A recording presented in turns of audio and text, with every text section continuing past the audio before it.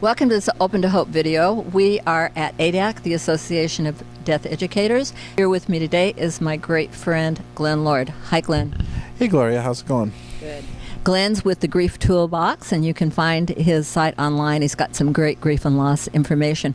But today I wanted to talk with Glen about the death of an adult parent when you're an adult, because half of our visits on the Open to Hope Foundation are actually for death of a parent, and we have over 500,000 people visiting our site, so that's pretty amazing what people are looking for. I think, Glen, that death of a parent really gets minimized when you're an adult. I think it especially gets minimized when an adult, especially when your parent may have been suffering.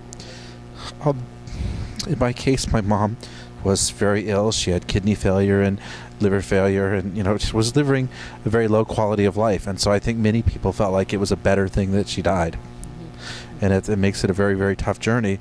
And myself, even living in the grief world and understanding all of the mechanics of grief and where things go, to be able to recognize that and not really buy into that has been a struggle, because in many ways I can see how from her perspective it is better for her, but from everybody else's perspective it's not, and there's a lot of pain around that, and a lot of missing her, and a lot of understanding. And I think in my case, a lot of who she was as a person has really come out now that some of the emotions around it are gone. Some of the anger or frustration I may have had with her is gone, so I can understand her motives.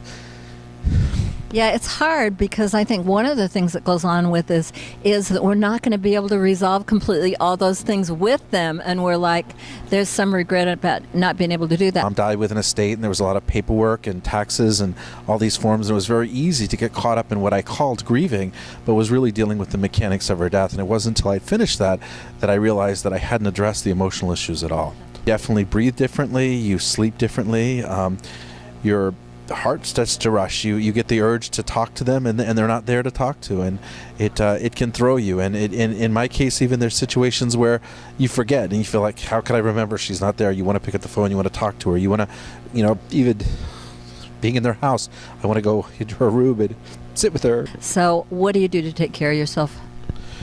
Acknowledge it. It's really only been recently that I've started to acknowledge it and take some time to really step away and realize that I have to have dedicated time to recognize my mom and to think about her and remember her memories.